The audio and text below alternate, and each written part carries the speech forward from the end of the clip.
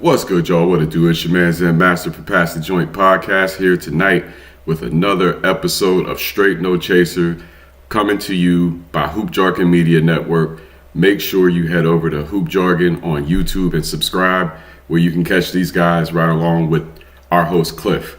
Unfortunately, Cliff can't join us tonight, but as usual, we got our man DB. Brown, how's it going? Good, man. Good. Just enjoying the cool weather here in Dallas, Texas, and enjoying all the sports happenings in the DFW. Word up. And we got our man Joey Flosa. What's going on, Joey? Hey, yo. Happy Veterans Day. Noah veteran or R1. Big Yes, ups. indeed. Much love. All right. And that's why I'm right. 5 years U.S. Army. I love the Praise USA, God, except for all the mistreatment of black and brown. I love the USA. Happy Veterans Day. Thank you for saying that, brother. Thank you for saying that. Staying at. Without further ado, folks, we are here today to present midseason grades for the Dallas Cowboys. We're going to go down each unit. We're going to talk about the head coaching. We're going to talk about, and the coaching staff. We're going to talk about the front office, in particular, Jerry Jones. All right, everything in Dallas revolves around Jerry. How old is Jerry now, guys? About 95, 96? Not quite, man. 81. In his early hundreds. 81-year-old Jerry Jones. Yep. It seems like him and McMahon and Jimmy and them are all the same. But him and Vince McMahon and Jimmy and them are all 82 Yeah. or some shit like that. 81, 82. Yeah. Yep. And they're all popping roids and HGH and getting organ transplants to stay alive for another 100 years. So Jerry ain't going nowhere. Yeah, Vince is going to get his head cryogenically frozen, just go back up on Raw in the year 2100. I misspoke. Exactly. I misspoke. Jerry just turned 83. 83. Yep. 83. I turned 83 in October. All right. Quite a month ago. All right, well, folks, I will be your host tonight. I am not a Dallas Cowboys expert, but these guys are. So we're going to be setting them up and letting them knock it down. Starting first with Joey Flosa. Let's talk about that offensive line and what midseason grade you're willing to arrive at for that particular part of the Dallas Cowboys lineup. There's been just incredible inconsistency at tackle. All right. As again, I'm a glass half empty guy. Everything sucks all the time. So I'll go that route first. Okay. Been tremendous consistency at the tackle position. And, I think Booker has worked out well at guard. Yeah. I think they held it down really good, when he was out. But, you're trying to figure it out in between Steele and Guyton and Thomas, right? And so, Thomas holds up good one game at left tackle, okay, which, again, man, it could be the randomness of things that allowed that to happen. You never know unless you watch the film. When the numbers were okay, then he comes in at right tackle and gets completely worked. All right, and we've seen Steele just be painfully average. All right, for quite a long time at a massive cap number, but there has been some good things. Again, I think Booker, very, very solid draft pick. He's going to be good. He's already good now. He's going to be good for you for a long time. Good to get BB back in the mix. Okay? I think it's a solid group, solid foundation. Of course, you got Tyler Smith, who's been all pro before, who still, again, is holding it down. The inconsistency at the tackle position has shown up and really shown up massively these last two games. It's not a coincidence at all that the tackle play was so bad these last two games, and the offense never could ever get footing, ever. So, for the offensive line, extremely inconsistent. I'm going to go, and I'm being nice here, I'm going to go B- on that, which, again, that's, if your offensive line's a B-, you're going to be 9-8, you know what I'm saying?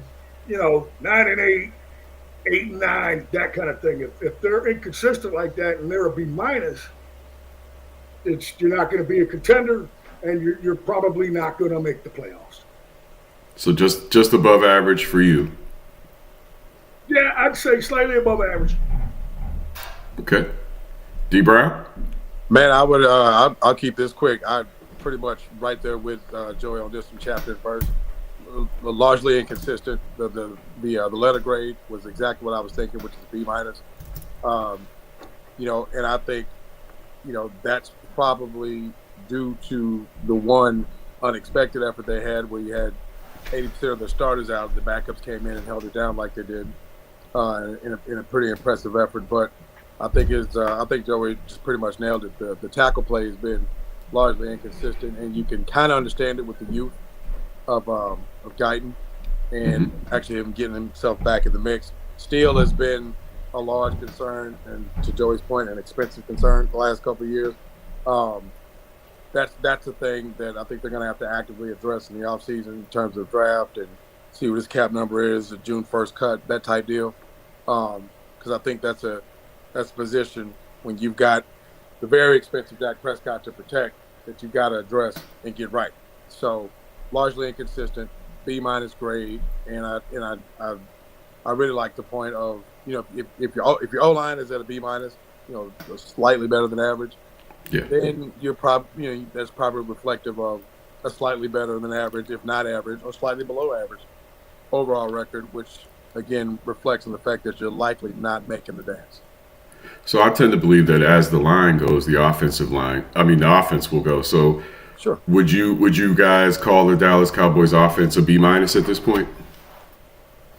You can get away with being a B minus offensive line and make the playoffs if you have a great defense. What I'm saying is the offense a B minus, the total offense, because the offense tends to follow the line, right? Well, so is the whole offense. How would you rate the offense? Yeah, I got the overall offense as a B minus. Yeah, and it's a pretty prevailing. Yeah, I got to admit, it's a pretty prevailing thought as far as all positions go. And it probably wouldn't even be a B minus if it hadn't been for these last two games. Yeah. How about you, D. Brown? I would give the overall effort probably just a solid B. Okay, a little better than the line. A little better, than the line. Because I won't, give them. I won't assign that B minus to them overall, because, quite honestly, prior to the last two games, they were, as a unit, they were really good. Any standouts? Yeah, I think the obvious two would be George Pickens and Dak Prescott. The offensive line standouts. I should have been specific. Yeah. Standouts. Yeah, I would say just the play of your first round draft pick this year in Tyler Booker. Yeah, Booker's been really good. Yeah, but Booker's shown flashes. There's been clips of Booker, and you see some of the film where you're like, yeah, we hit on that one too, right? Dallas overall has been pretty good drafted offensive linemen probably the last 12 to 14 years, really dating back to Tyron Smith, which was Joey 09 up until now. Yeah. And Smith was 2011. 2011, I'm sorry. So Tyron was 2011. It amazes me that y'all remember this. 2022. Yeah. Tyler was 2022. Yeah, so they've done pretty well. And as far as standing out, where you're really encouraged about what they've got there, Booker's going to be a stud. Booker and Smith's just been Smith. He's a stud. He's an All-Pro. He's in year 3. So your interior, to Joey's initial point, the interior part of that line, and I even think Cooper Beaton is pretty solid. Now he got injured, but I think he's pretty solid. So I think you're the interior part of that line. I think you're looking really, really good going forward. It's the tackle situation they got to get solidified. That's bringing the overall unit down and the overall capability of what this offense can be given with who they have. Right. So moving on to the fun part, where DB accidentally segued a minute ago. Okay, sure. When cats disappear, it's on somebody. If receivers disappear, it's on Dak. It's on the receiver. It's on fucking somebody. So, right. Well, let's talk wide receivers. Like I said, this is going to be the fun part for you guys because you got it made. here. I can only say as a Steelers fan, I'm supremely envious and not exactly happy with Omar Khan at the moment. I'm sure. Who pretty much gave you our best wide receivers. So given that, fellas, let's start with D. Brown on receivers. How do you rate the Dallas Cowboys wide receiver core? I think they're an A. I don't know how you give them anything other than. I mean, outside of, if we're going to be just completely objective, outside of the first game drop episode that was pretty impactful in the loss in the opener, to Philly with CeeDee Lamb. He comes back in the very next game, and from that point forward, save for the games he was out due to injury, he's been CeeDee Lamb. George Pickens, on the other hand, was a question, it's kind of a wait and see. I know we touched on it during the year. He was just kind of a head scratch because you could see the potential, his time in Pittsburgh, but obviously there was a disconnect. And we ended up getting it for a third-round pick. And you kind of came in, just kind of salivating a little bit. It was like, damn, man, the guy with that kind of big playability and pairing with CeeDee Lamb and what they got in Jake Ferguson at tight end. Turpin with a speed threat. This thing could be interesting. And it's that part has been fun to watch. Now it's bogged down a little bit, due to some other factors. To Joey's point, particularly with the offensive line, you can't quite get the guys involved. And even in that, you still got some productivity there, right? But that 3-game stretch, specifically, where Pickens was just dynamic while CD was out, right? That to me is what helped solidify the grade to this point as far as that unit is concerned, because I mean he wasn't just a 50-50 ball guy and drawing interference calls and being able to high point balls there in the end zone or what have you.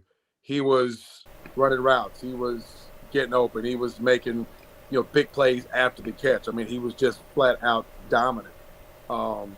Jake Ferguson, you got to include him in the receiver core. Jake Ferguson had an unbelievable start to the season in terms of his productivity. And, Turpin's been hampered a little bit because he was out. But given just the totality of primarily Ferguson, Pickens, Lamb, that's a really, really bright spot, in my opinion. I give that one an A. I can't disagree with that one iota. Joey, looking at your wide receiver core, D. Brown's giving him an outstanding A. What say you? I would say B. Talent-wise, it's an A. But he missed time. Sorry, it's a fact of that. It's first thing with ability is availability. I really don't give a rat's ass about circumstances. He missed time, and I'm going to throw Ferguson in with these guys too.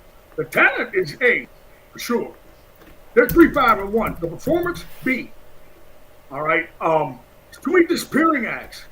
There's too many disappearing acts, particularly these last couple games. You would think, and again, I know it's tied directly into the offensive line. I get that, and that's a big deal. But still, there's too many disappearing acts, and some of that's on the quarterback, and some of that's on the receivers themselves. And you can obviously, if you want to, talk about play scheme and so forth and that. Again, it's mostly going to fall back on the QB. He's the decider. But obviously these last 2 weeks, there was just way too much pressure, for him to be able to, really cut loose and get the volume of the targets. And again, that's what I keep saying. It's like, man, if you should be able to manufacture something. If Pickens and Lamb or Pickens or Lamb, all right, has been kind of taken out of the mix or whatever, then man, it should be a Pickens day, or it should be a Ferguson day, right? And that's just kind of thought that I've had for the last 3 or 4 weeks, that it should be able to have these cats step up and step forward, all right, even with the pressure. Okay, you still, if you got harassed and hurried all day, all right, you still have 25 to 30 other passing plays where you were not, okay, and have an opportunity to make a play. All right, and you got to be able to do something. You got to be able to sustain something. The running game has been very, very good. And again, that impacts the receivers, quarterback, and all that stuff. The talent level, A. Ferguson, Pickens, Lamb, that's as good as it gets. Those are productive guys, as good as he gets, capable of being the tip of the spear in the passing game, if you will. The performance has been a B. Great take, Joey. Great take. Anything else to add, DB? No, man. I see what Joey's point was. But I think in terms of the offensive unit, that's a pretty bright spot for me. Before we move on, just a quick note. The Dallas Cowboys are currently number 1 in the NFL in total yards at 378.4 yards per game. Number 2 in the NFL with 31.7 points per game, only trailing the Colts. Number 3 in passing yards and number 8 in the NFL. This team is not dead. They're not. And that's with a really subpar last couple of weeks offensively. So yes, that's I kind was of shocking. Finally buoying my point as to just how really, dominant at times and productive this unit has been with a significant, step back the last couple of weeks. From an offensive production standpoint. I say make a big change at defensive coordinator, whether it's public or not. Make a big change at defensive coordinator.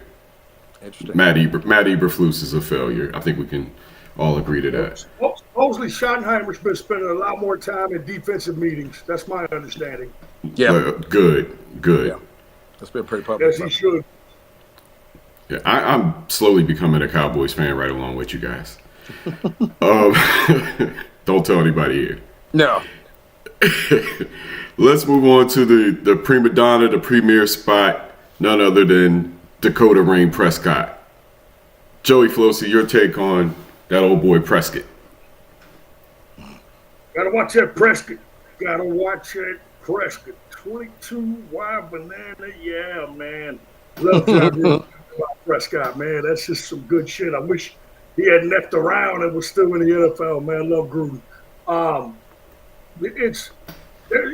We've talked about so many times. There are times, and it's really most of the time, man, that you see and you realize, man, this is a very good NFL quarterback.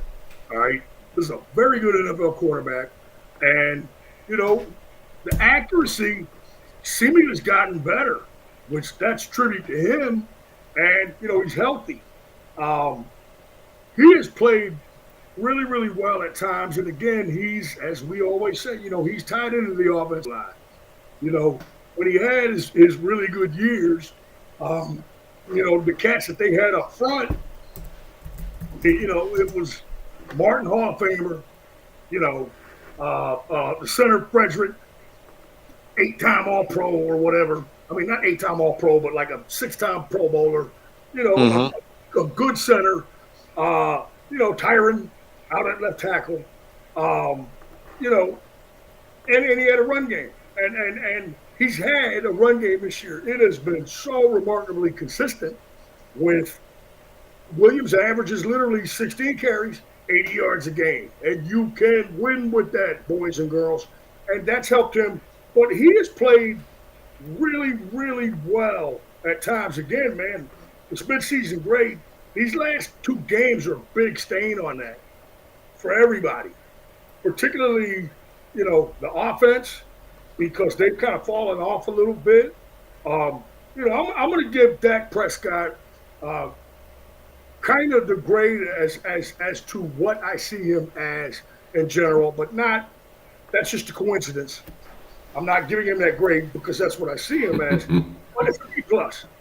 And I do see him as that guy. I believe you can win with him. Again, I've referenced this before, Zen. Look at Pittsburgh. Put the damn team around it. Have a defense dominant, defensively dominant, special teams, great type of team, and a great run game and outstanding offensive line around it. Wow. Who knew quarterbacks need help? Yeah, Some need more can't do it all.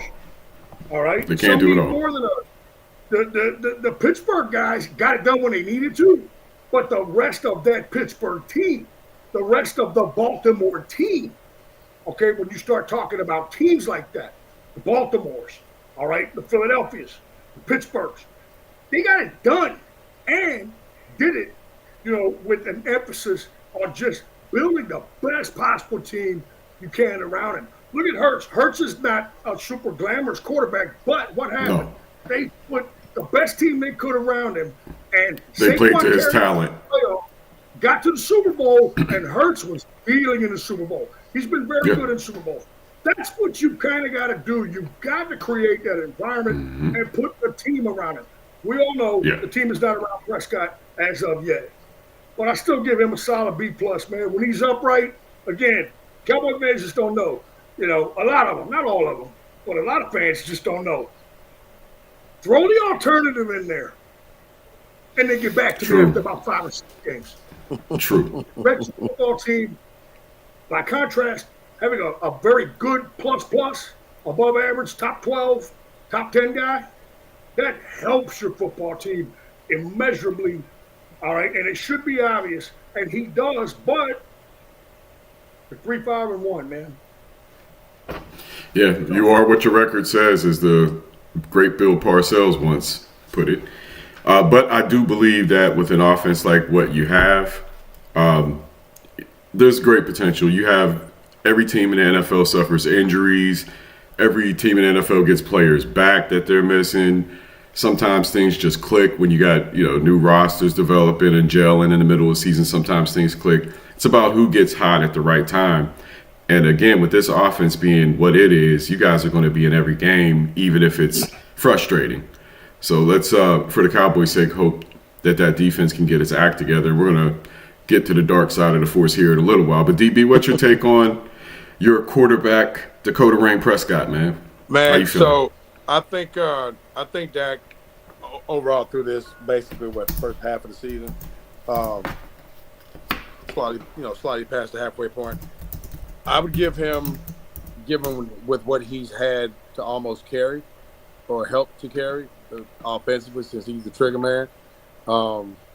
I'd give him an A-, because he was remarkably good through 6-7 games, right? Of course, the last 2 have been, not to the standard that he was playing at beforehand, but overall, to Joey's point, I mean, the Cowboys are woefully imbalanced, right? And we've seen this movie, run before, just last year with the Cincinnati Bengals, where you had really, really solid and outstanding quarterback play, and a defense that couldn't hold water. The Cincinnati Bengals literally wasted a masterpiece in Joe Burrow's, performance last year. And it's a year-to-year thing in terms of being fortunate with health and all those things. So it's kind of unfortunate, with Dak coming off a season-ending injury last year, 4 or 5 games into the end of the year. But just his overall play in terms of, how he's reading stuff, getting his command of the line of scrimmage, his decisiveness using his legs again, I think has been like really good, given like his clear hesitancy in a couple of years prior to it. And that probably had to do with the injuries that was in his head. So I think he's come back really tough. I just hope, to your point, Zen, that Cowboys figure out the way to get the balance that both of you were referencing, and some of the other teams have been able to, do it, like in Buffalo, what they're doing. They've done consistently in Baltimore and Pittsburgh, what they've done, now with Green Bay and Philly, of course. And so actually what they've done, again, and got it going again in Kansas City. It's about balance. I mean, I don't care how great the quarterback is or how hot he is at a given moment. If you don't have that balance, man, it's going to show up, and you're gonna waste productivity there. And it's a hard thing to sustain that year in and year out, because you just never know with the great equalizer, which is injuries. So when you get a chance to keep a guy upright and get the good fortune of health, and the guy's productive, but it's getting undermined by, in this case, just an absolutely abysmal defense, which we'll get into, and then Dak's still dealing with, some growing pains on our offensive line. You got some. Well, you got one kind of incompetent guy in Steele, but you got some young pieces on the in Guyton that's a little inconsistent, and he's been able to for the most part work through that. Now, it's been a little problematic the last couple of weeks, but overall, given what he's dealing with, especially the way he started through the first 6 weeks or so, yeah, I give him an A-. That's about where I was thinking. Joey, you kind of surprised me with that B+, but you guys aren't far off from each other at all. That's one step in grading. So I just I looked at Dak being not a preseason, but early season MVP talk. And, I don't know that he's nosedived so much from that. I know he didn't have, every game hasn't been spectacular, but to go from MVP talk to a B+ is a little bit of too far of a drop for me. So I do agree with the A- personally, just to interject. But let's stick with D. Brown as we move on to the Dallas Cowboys running back core, which right now consists of Javonte Williams and Jaden Blue. Okay, well, we probably can reduce that to Javonte Williams since Jaden Blue has been a healthy scratch for most of that time. He's gotten very limited touches. Still a little curious and puzzled as to what's going on there. I mean, that's one of those things where you got to trust the coaches that they're not seeing what they need to see to put that trust in them to see them get more touches. We know from his time at Texas, those of us that follow football in these parts, he can be an electric guy. He's got game-breaking type of ability, but the NFL, man, guys can't just be fast. They got to be able to be trusted when you hand them the rock. That's the Jaden Blue part of it. Javonte Williams has probably been the biggest and most pleasant surprise offensively this team had. Quite honestly, we didn't know what the hell to expect from a run game, where they were going to get it from. Rico Dowdle, left in free agency to Carolina, and has obviously done well there. Gave the Cowboys the business, but we had no idea what the hell was going to happen at the running back position. Javonte Williams, coming off an injury, showed some promise. Obviously, in Denver, has come here, man, and we got no glimpse in preseason, and all he has done is run his ever-loving ass off, man. He has been great. He's been, terrific in the red zone. The way he runs and finishes with like that violent disposition, taking seemingly mundane 4 or 5 yard carries, and he's what is he probably broken at least 5 or 6 runs, one of which he unfortunately fumbled, but in the Chicago game, 35 yards or more. Just like where did you see those explosive plays coming? So largely on the strength of Javonte Williams' surprising and very consistent productivity, I'm going to give that thing an A-. And the reason I'll give it a minus is because we had a couple of like untimely turnovers, namely the one I mentioned from him in the Chicago game, tilted the tide of that game. The Miles Sanders, fumble after, a big promising drive in the opener. That fumble tilted the tide in that game. Jaden Blue, we probably expected a little bit more from. For whatever reason, he's not seeing the field. So that's been a bit of a disappointment. So the minus, if just staying objective, is attached to those things. But those are minor in the overall picture just for how largely and wonderfully productive Javonte Williams has been. So I'll give that an A-. Joey, what say you? I mean, it would be an A to me, based on, what Javonte Williams has done. But it's a B+ for me because Jaden Blue not only can not even get on the field, there's some days you can't even get activated, not even active. Right. So Williams has been remarkably consistent. But again, don't forget about the fumble against Arizona, too. That didn't help. That was really well placed, if you will. If there's ever, been a fumble that was poorly placed, they all are. He's been very, very good. He runs very, very hard. He's given them what they need in the run game. I would have thought the offense would be consistent enough to get you to 500 bare minimum if you're getting 80 a game out of your running back. Yeah. Craved that all last year. You know, we've always said this thing works better with a run game. Regardless of era, regardless of quarterback, it just works better with the run game. Yeah. And it's essentially a one-man room right now. You know, in the gadget plays, they don't give, Lemke any carries. Like I said, Blue's gotten a few. They were giving Sanders a few, but it's been, in a way, kind of remarkable how they've been, efficient with Williams. Again, man, that's his chalk. 60 for 80. And you can win with that, boys and girls. You totally can. Especially this group, the talent they have on the perimeter. It's going to be a position that you need to address again. Even if you sign Williams, you need another guy. All right? You need another guy. Yeah. And what's going to happen is if you this year, it's going to be same shit. You need another guy. Even with him doing well, you need another guy. Philly has Barkley, and they traded for another guy from Jacksonville earlier in the year. You just need another guy. All right? Williams has been very, very good for them. Like I said, it would be if it wasn't for the fact that Blue just cannot get on the field and have an opportunity to make some of those plays in space, the plays offensively that you set up for a rookie that has a certain skill set. Okay? There's the way they used him at Texas. Now, again, when he was at Texas, he was kind of a number one guy, right? So there was more opportunities to use him in that way.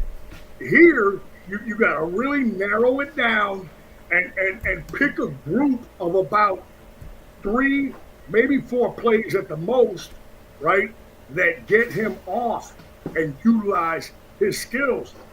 My inclination is that I believe this. The fact that he's been inactive in games before, man, when you have problems with the running back, it's one of two things. He's either a fumbler, and if he's a fumbler, he's not on your team. Those guys don't stay in the league, okay? Or he has problems with blitz pickup, all right? Great point. You blow a blitz pickup. Yep. Again, here we go. We're going to go back to my man, the great Bill Parcells. You blow a blitz pickup and it ruins your fucking season. Your fucking season's lost. All right? That shit is so crucial. That's what made Elliott so great. That's what made Emmitt Smith so great.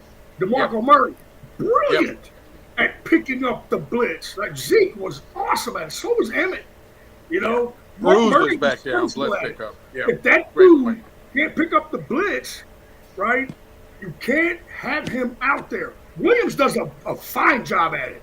And as you know, sometimes it's shotgun, they move him up and they line him up in what they call a far or a near or far fullback position. He's right up there by the line, to pick that up because, again, the drafting of Booker, the drafting of Beebe, keeping Tyler Smith at right guard, the Cowboys have determined that what Dak Prescott needs to operate is a pocket. He needs to be able to step up into it, okay? And I applaud Schottenheimer for the scheming and moving him up there because Williams has done great at picking up those blitzes. He's done fantastic. When Lemke's been in there in that same spot, so is he. So that's my thoughts on Blue as to why he can't get on the field. Look, it's a B+, but they know with Williams being a free agent and the uncertainty surrounding Blue, it's a position they're going to have to address. B+ for now, but they're going to have to address it like so many others. Indeed. There you have it. Javonte Williams earning pretty much the same grade as Dak Prescott from you guys. That's interesting. Now it is time, unfortunately, fellas. It's time to pull out the red lightsaber and join the dark side of the Force. Red one. Yes, indeed. For all you Star Wars fans out there, of which I am a nerd. Time for you Sith Lords to rise.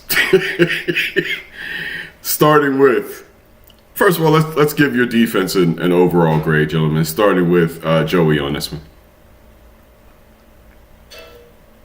F minus. It's there's times that that they have shown that they cannot cover the pass, and their counter to that is they mix in times when they can't stop the run. All right, it's a bad deal. They have, and a lot of this, again, this is personnel and coaching, but a lot of it is personnel. A ton of it is personnel. All right, some of it is scheme, but a lot of it is personnel. And look, they're down, to, gosh, they've lost so many corners, and they're getting Ravel back. Diggs is trying to come back. I've heard rumblings about Stephon Gilmore. I don't believe it. The thing that kind of stands out when you talk about players in the NFL, you talk about your defense. Like we've been screaming, oh my God, why is Murray still on the field? The things that we don't know from not being there on the inside, are things that go on with every NFL football team. What these coaches say is, man, we got this guy, Murray, Elam. Man, the alternative sucks even worse. Right? That's got to be what they're saying because these guys are still on the field. I saw a play with Elam where he was a boundary corner and he runs up inside the hole and doesn't hold the outside with a downhill straight against Denver, and the running back goes outside and he's untouched. Jesus Christ, dude, you're a boundary corner. We've seen the film with Murray where, dude, scary film. Unless they have a play called where the outside linebacker bails high and continues to run high and give ground, he's useless. He can't even get downhill. But the fact that Overshown comes back and, Murray's still a top backup, he's as much, valued as Leo Fowl, which is just insane to me, right? But again, these guys run the inside and they say the alternative is worse. Well, I will say this, in wrapping up that F minus, all right? If the alternative is worse, man, what you have is terrible. All right, with your first line guys, with so many of them, linebacker, corner is terrible. Now there's help on the way, but yeah, man, so far, as good as the offense has been, you're 2 games below 500, man, halfway in. It's and that could only be one reason for the offense, number 1 and number 2 in so many categories. Yeah. But DB, let's get your overall grade for the defense, and then if you would, please segue into your grading for the defensive line. Hey, in 2013, the offense was setting records, and the defense was setting historically bad records, and the motherfuckers were still 500. They was 8-8. Rookie head coach. Technically, Rookie a game head and a half coach. below 500, but it's 2 games below 500. Come on, man. Yeah. Well, yeah, I remember that team, Joe, like vividly, and it was really, really bad. I think this one is about 25 to 30% worse than that one, to be perfectly honest with you. I think they have largely contributed because that team could more consistently cover and rush the passer than this one can, easily. And they were bad. Let's be clear. As far as the grade, I love the F minus. Wow. That says everything. Yeah, right. They were bad. They were really bad. Like Old Testament, Red Sea versus Egypt bad. But I would give. I love your F minus grade. But it's an F for me. There's nothing passing grade about what this defense has been, save for the one decent effort against the Jets, and they weren't just they couldn't stop Hurts from running the ball. They were pretty good against Philly, and it's been downhill since. Yeah, but but the totality of what this unit has put out, is just been horrible. I mean, put it to you like this, then. They've been so bad. Like, this you mentioned like the disparity in like where they rank league wide in Dallas's offense. That offense had to be so good to scrape that tie out of that Green Bay deal and survive the Giants, right? Yeah. For two of the the one tie and the one win we're talking about. So, I mean, that's how good that defense had to be for this thing not to be 1-7-1. That's real talk, and that's largely due to what's been an abysmal defense. So no, nothing about this defense gets a passing grade because they have been at the very bottom of this thing for the entirety of this season. This wasn't like they were doing okay and hit the skids around game 4. They've been terrible from the start. The danger about one side firing and the other side isn't. We got the same situation going on in Pittsburgh. Is that sooner or later the other side just goes. Yeah. And we switched places here. We had the defense doing nothing for the first half of the season, and now it's the offense's turn. Go figure. But right. Your take on the defensive line. Let's get specific about what is wrong with these Dallas Cowboys on defense. What's your grade on the defensive line, DB? Defensive line, D-. And I mean, if there's one unit that would get some semblance, let me retract that, a minor semblance of a passing grade, it would be them, because and that's largely on the strength of Kenny Clark at the beginning of the season, right through the first 3 or 4 games. He was actually disruptive and productive in the middle part of that line. Clowney has shown flashes of contribution here and there, particularly of late. I actually thought Clowney was pretty damn solid in that loss. In this last game, the totality of that unit kind of overlooked what was a pretty good outing for him, because there was a concerted effort to get him more snaps, and he actually made some plays. We've seen flashes of the young edge rusher they drafted in the second round, Ezraku. I think he's starting, to come on and starting to get it. But now, the guys that you counted on that have helped really drag this thing down, Odigizua, who signed a very large contract this offseason, and we're talking Brown naming names. Oh, absolutely. Yeah, we call it a roll. The we get bang for the buck on that piece, it just has not gotten done.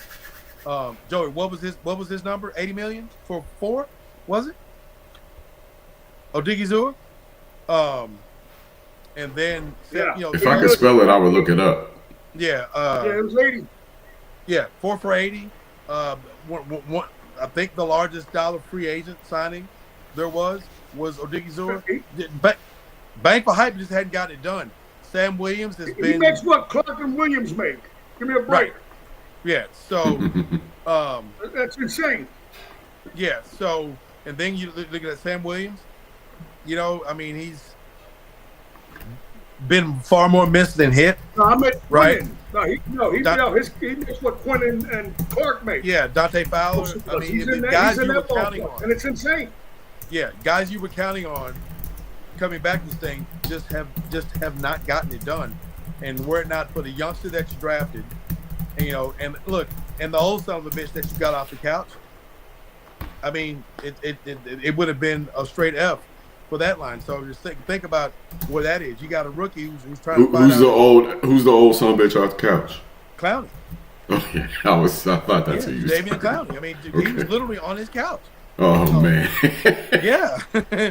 So you takes him a few weeks to get acclimated, and you like I said, you're seeing some flashes from Ezraku, who's trying to find his NFL manhood. So man, if there's gonna one unit that's been a minor semblance of a passing grade, but I'm gonna give it a D-, man, because they've been getting gashed. The pressure hadn't been there, which has been the biggest, and most glaring thing obviously after Micah left. They can't generate consistent pressure. How many quarterbacks had damn near career performances this year. That we've made some quarterbacks look damn good, and largely due to the large ineffectiveness of that D-line. So D- for me. There you have it from DB. Joey, your take on that defensive line, man. F And your minus. grade. F minus. Another F current team. You know, Basement. you had Clowney, who just got here, and Ezraku, who's a rookie. And again, no disrespect, he's one of these small guys. He's 6'2", 245. That's cool if you're Lawrence Taylor, but there ain't too many of those running around. All right? He's a spot guy, which I love, and he's been very, very good. He's coming on. Ezraku's coming on, and Clowney's been good. He's been real solid. But Clark has been up and down. Osa's been really lousy. Sam Williams has been just damn near non-existent. You know, you can't make 2 plays all season and hang your hat on that. I expected a lot out of him. I know it's a tough thing coming back. ACL, I get that. First year back, I understand that. But at the same time, you're a second-round draft pick. You're supposed to be 6'5", Micah. You're a 4'4" guy. You know, I'm not seeing what I need to see out of a guy that's consistent, that is now gone from spot guy to being consistently in the lineup. You know, it's a guy that you're counting on down in, down out. Haven't seen it in the run game, and certainly haven't seen it in the pass game. And again, we go through these rankings, the same thing. So much is tied into your offensive line on offense. Your secondary and what they do is tied into your defensive line, right? When you have no pressure, none, not talking about sacks, talking about pressures. You have no pressures. When you average 3 pressures or maybe 4 pressures a game as a team, man, really good players do that. Really good players average 3 pressures a game. That's a fact. All right? TJ Watt in his prime. No doubt. That's the problem. You know, we've seen also that they've gotten pushed around in the run game. All right? And again, a lot of that is on the linebackers who have just been, God, here's a sneak preview. They're next. On what the linebackers grade's going to be. F minus. They have nobody back there that can stand up against the run and help them against the run. Okay? The only thing they've been able to do is utilize James in some blitzing and Leofau in some blitzing. You know, that's it, because they're so hung up on Murray, and they were hung up on Sanborn, all right, who he's been out for a long time, but they keep staying with Murray, and you keep seeing what happens in the run game. You keep seeing him being late to plays in the pass game. I'm just amazed he's not a cut candidate. Zen, your Steelers cut Juan Thornhill today. Why? Because he's KP. He can't play. That's how come they did it. He's a veteran who was a way better player than Murray. All right? I know different position, but Thornhill Head's got to roll up here, bro. on those Chiefs teams, especially that one Chief team that didn't even score 400 points in the season. They were carried by their defense. They had the best defense in the league, second to Baltimore statistically. But then in the playoffs, they showed. That defense carried them that year. Thornhill was Playoffs? but he's fallen completely off. You know what I'm saying? At least the Steelers, because it's about football there, not guaranteed contracts or any of that shit. Hey, up out of there, man. I'm sorry, man. We can't use you anymore, man. It's over. That's how football is. You look up, and it's over. And he's played for 3 teams now. So, I mean, that's just that's what blows me away. And again, you know, it starts the D-line. So, yeah, F minus for those guys, man. I haven't seen anything that would get – I saw more last year from fucking Jonathan Hankins, all right, to get me excited. All right, that was without Micah. I haven't seen anything from his D-line at all to get me excited, other than Ezraku and Clowney, who's been doing exactly what you need for a veteran off the street. He's played the paper, but that's about it. Yep. You dug into the D line. You want to dig into the linebackers, Joe? You gave them an F- as well. Sure. It's just an uneven group. You know, as good as James has been at times, he's only just now gotten opportunities. Again, man, the cat's a lot with Sanborn and Murray. Correct. All right. Leopold has had flashes. All right, which is way more than you can say for Murray, who's done nothing all year. It's been a problem. DB has talked about this ad nauseum for years. They need to address it. This draft class is deep in linebackers and even traditional ones, the stand-up guys. All right, the kid out of Ohio State, not the pass rusher, the player of the year guy, but the other guy. He's a stand-up guy. You got to look at the position at some point, right? And even the pass rusher does the Micah Parsons thing, and I'm forgetting his name right now, but he's like a defensive player of the year candidate, top of the draft guy. He does the pass rush thing. He does the Micah Parsons thing. You got to look at guy, and he's like 6'4", 245, which I like that. I don't need another 6'2", 243-pound guy come and say, yeah, man, this guy's going to be the guy. And the draft is littered with them. Texas Tech's got a few. No disrespect. They're great college players. But I'm sorry, man. It's not what I'm looking for here. All right? We need bigger guys. All right? Faster guys and guys that have traditional stand-up guys. All right? I like Leopold. He's been good. And James has been good at times. But Murray drags the whole thing down all by himself. F-. That was an emphatic F- too. Man, I really don't have much past that. You know, I mean, we can damn near jump to the secondary, man. I mean, it's now Joe did bring up the fact, man. So I have openly lamented the Cowboys' indifference to this position group for years, like even before we started doing this show. Right? It's like, why don't? And which is weird when you got old seasoned vets like myself, when linebackers were a thing here, and somewhere in this deal, it just hasn't been the case.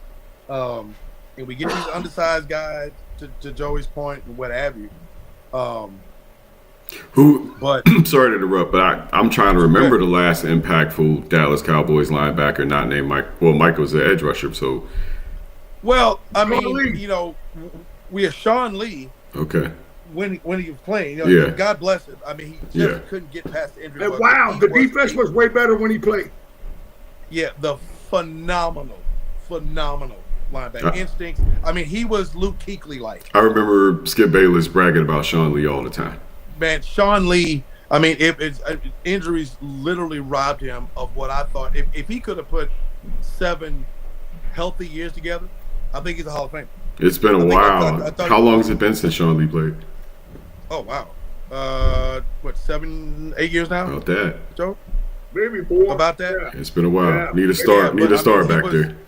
He was, yeah. I mean, just the instincts, just the ability to diagnose a play and make the play. And not only that, when he gets there, the guy's on the ground. The guy had great hands.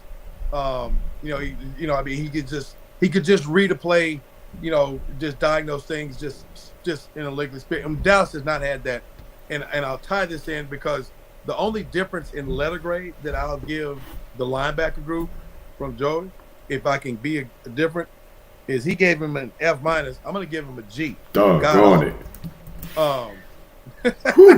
That's where I'm at. A G. I won't even give an F-. Let me get an F. God awful. Yeah, put it right there in print. Murray has been the single worst linebacker. Really, all right, look at your boy Anna the Zone in Detroit. All right, look at who's up over Van Winkle in Minnesota. Man, having good stand-up linebackers fucking helps. Yeah, so, I give him a G, man. Murray has been the single worst linebacker in a Cowboys uniform that I can readily remember in probably 25 years. Wow. I've not seen this level. And what's crazy is, man, you can readily find it on tape. Like, you don't have to look hard. He has been God awful. He's the reason that G exists for me. And then when you look at those 12-5 seasons, right?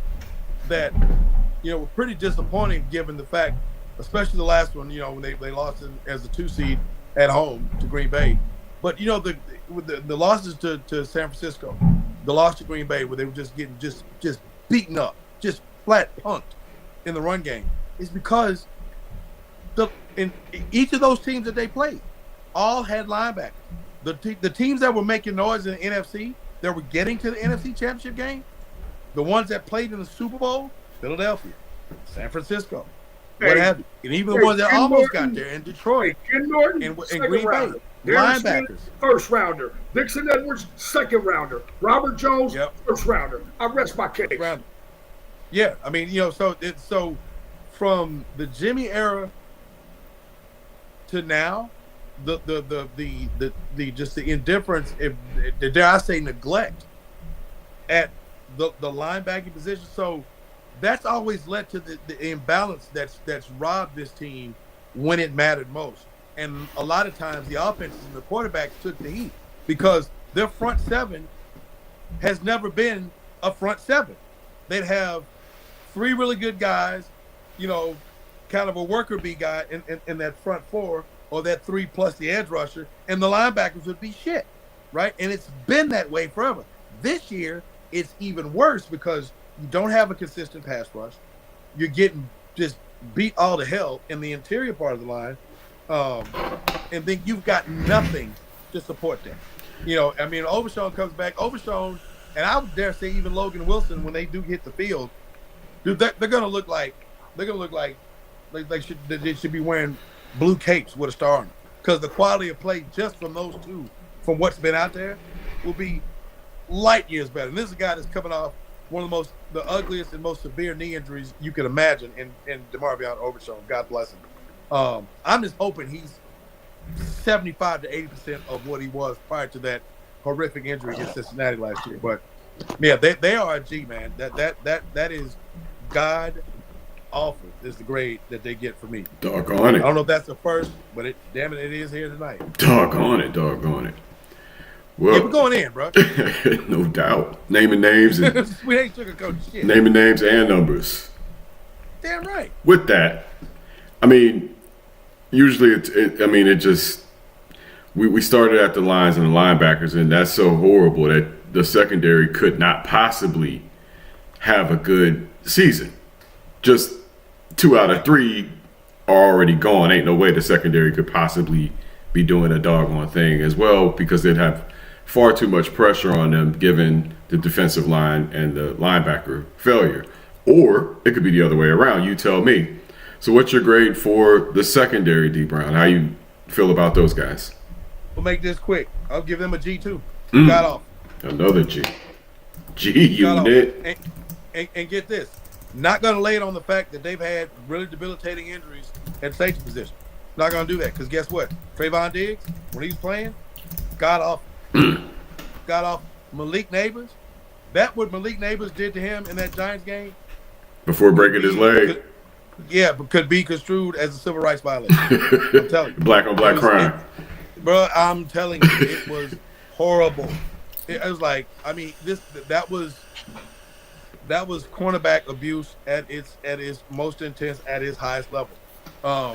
Now, I know there were discussions, and we briefly touched on it even on this show about the scheme and what have you, but man, look, this is a guy, when you talk about a bar, you're talking about a guy, God bless him, prior to the injury, right, that, Trayvon Diggs was an absolute cover stud. That fall off has been precipitous, to say the least, because this is a guy, he looks, there's 2 things, it just could there's no other course for him to take other than to end in disaster, and that's, 1, he doesn't look healthy running still, right? He doesn't look all the way back. Yeah, that's a basic for a football player, right? And especially there, right? If you're going to be that, outside cover corner, no wheels, and that was one of his superpowers prior to. Absolutely, was his ability. I mean, because he could close on football in the air, like nobody's business. He went to Alabama as a receiver, right? Is probably an homage to his older brother Stephon, who's a stud. So he would, his ability to play the ball in the air was fantastic. He doesn't look well running the football, and he looks like, which is the other like death knell for a cornerback, is confident.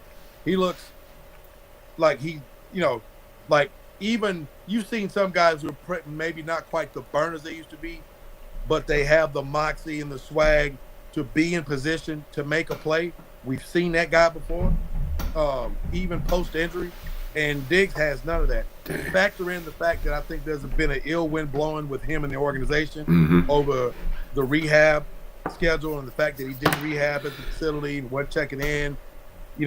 Jerry and Steven taxed that ass for $500,000, which I'm sure, didn't do anything for the attitude. The Diggs boys are a little wild. We can say that. Yeah, that's an interesting young man to say the least. Both of them. Both of them, yes. Or like the great Magic Johnson would say, the both of them. Yeah, exactly. Salute to Cardi B. It's just, but I mean, as a unit, man, they've just been god awful. I don't know, Joe. You probably can speak to this. This is probably one of the biggest knocks I give a professional defensive back. I've seen games, high school games, where the level of play is more impressive at the safety position than what the Cowboys have rolled out this year. Just in Texas high school football, which is, a hotbed of talent. It's been terrible, man. I mean, I can't even give it an F. They will walk out of here like those linebackers with a G for me. God off. The G unit. G unit, brother. Joe, your take on the secondary. And you're great. I'm going to go again with the vertical F minus. There's too much of this. Oh, I thought you had him, and again, we can credit it the scheme if you want to. It is incredibly interesting to me that this is a group of man guys. All right, like that's their stilo. That's how Diggs gets down.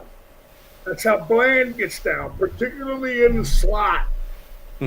That's what makes Bland so effective. He's one of the two best slot corners in the NFL. Now he's reverted back. He's had to play boundary. Results weren't so good against Harrison Jr.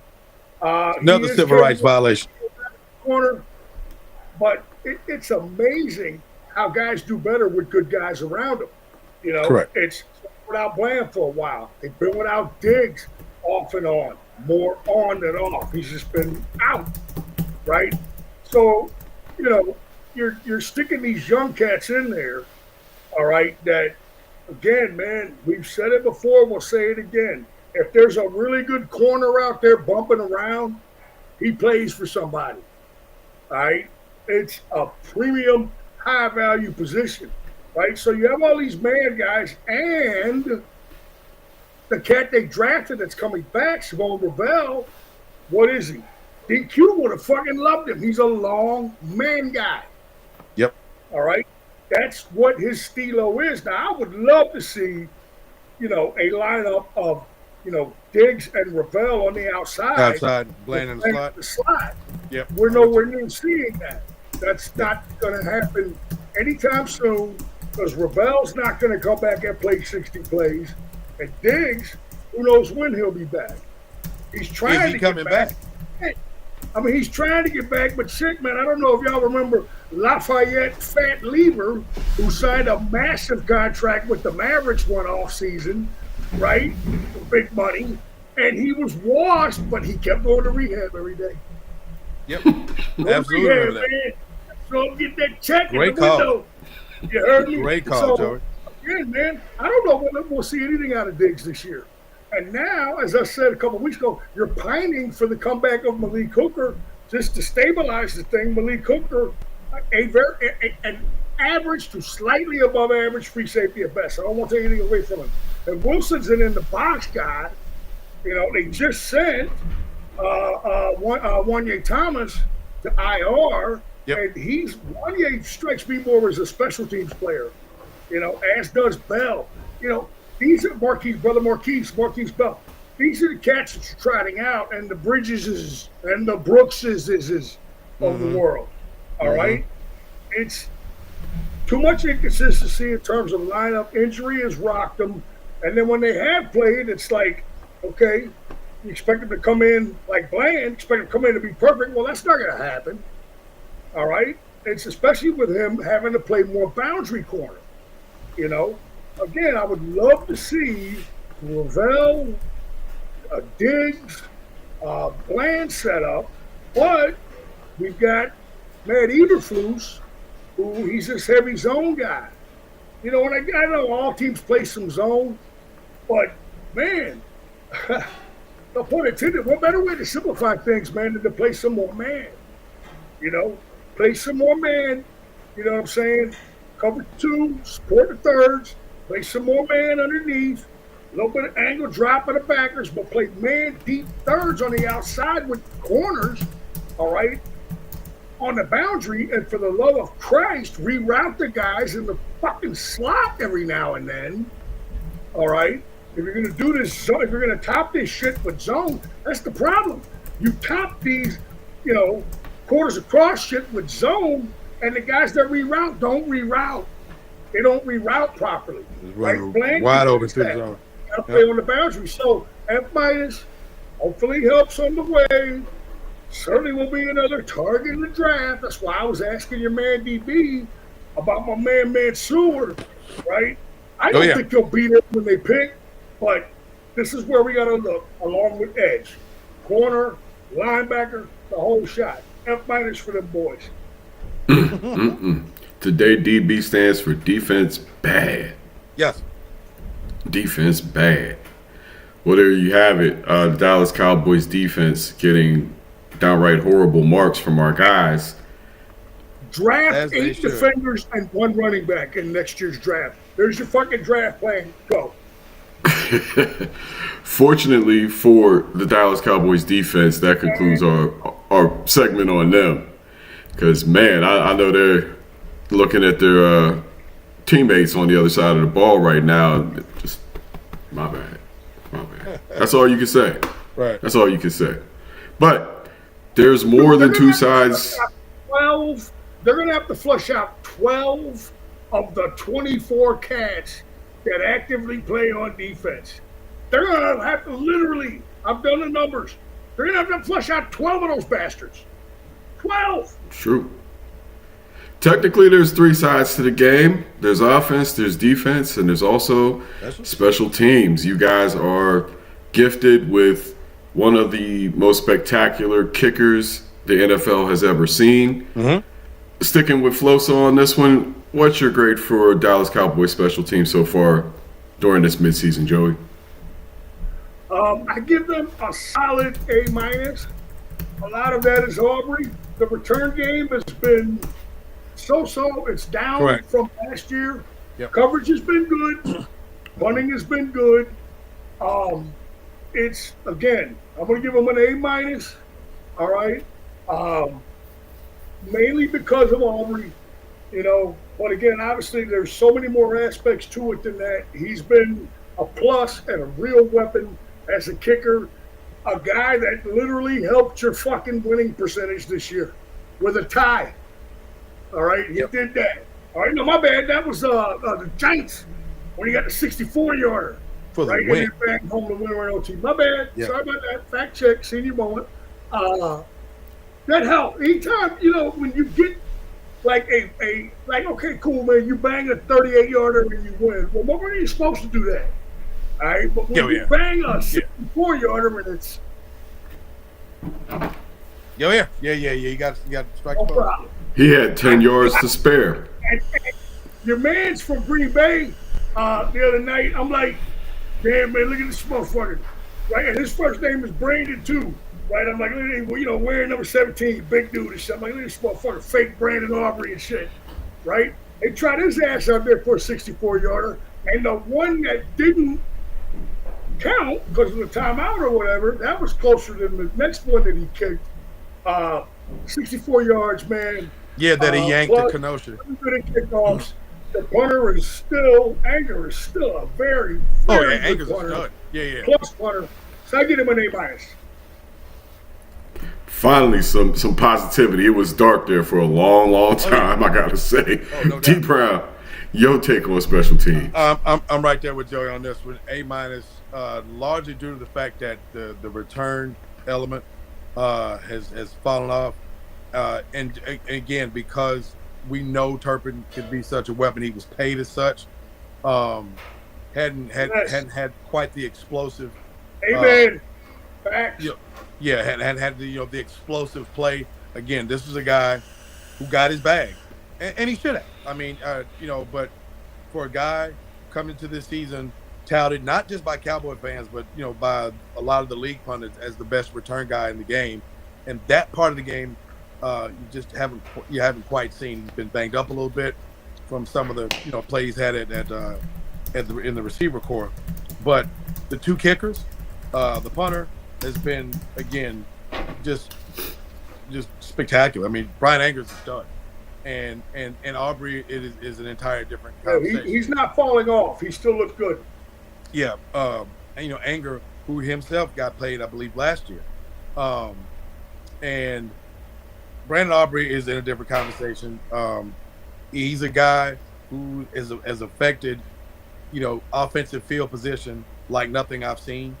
When you're seriously starting to think when you're getting on. Fantastic job by Will McClay finding those guys. Yeah, Fantastic. absolutely. On the minus 50, and where you're thinking in the traditional sense, we need 3 first down. Now you can legitimately, shorten that to 2, because you got a guy that you can trot out there, like they did against the Giants. I mean, I go back to that play to signal. I mean, to justify the grade for special teams, and that was when they run the run play to move the ball to set up for a tying 64-yarder, and that son of a bitch walks out there like he's in warm-up, and to your point, saying that shit was good from 72, and it wasn't even close.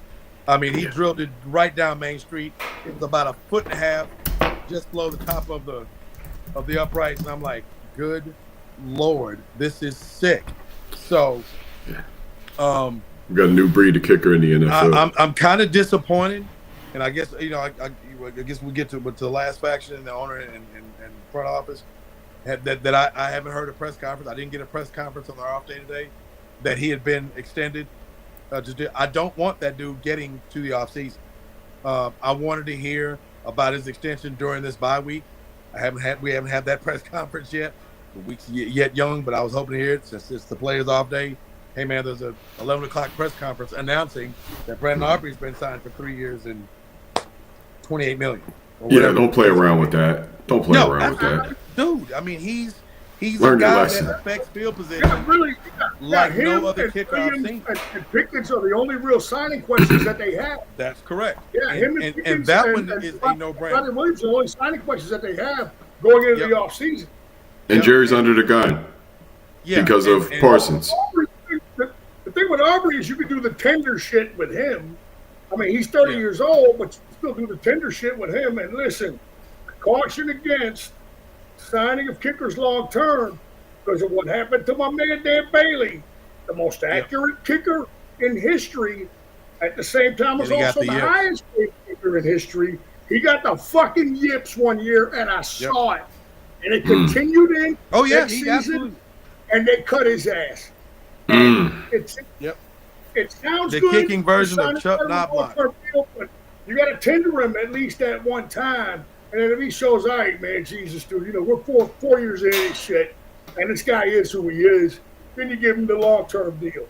I know that's cap talk, and people don't care, but yeah, really him and Williams and Pickens are their only big off-season signing questions. Everybody else is under contract. Tyler Smith. Yep. So yeah, A minus, a solid A minus. Being, and again, the only reason the minus exists is just because of the dip in the return game, given with who they have and the expectation to get more in the return game. Other than that, yeah, the two kickers are solid. Well, I think you nailed it when you said that he's more involved in the offense, and it's taking a little bit from the return game. He's gotten a lot more opportunities in the kick return game than I thought. But yeah, I mean, they're using him more in the offense. There's a little bit of a fall off there. Yep. Good work, fellas. Good work. On to the man in charge now. rookie head coach Brian Schottenheimer, son of legendary Kansas City Chiefs head coach Marty Schottenheimer, beloved by NFL fans. Western PA guy. Oh, the Zen Free Zones? He's part of that Western Pennsylvania mafia, Schottenheimers and the Cowers and all those cats. Yeah. Right? That cradle of coaches out there, right? Oh, yeah.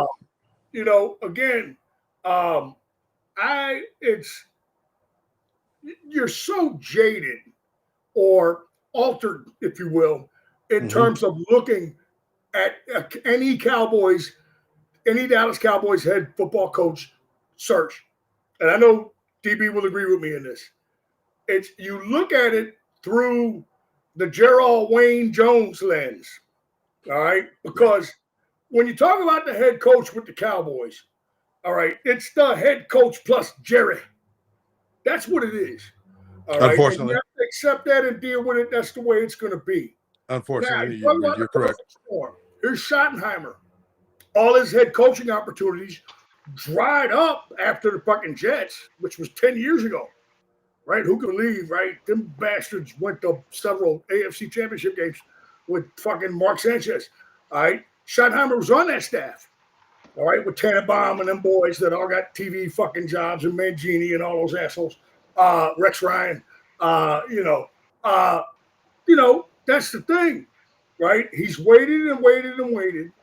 He's at the perfect age. He's still young enough, but he's very, very seasoned, right? In terms of what he's been around. We talked about how he's learned what to look for.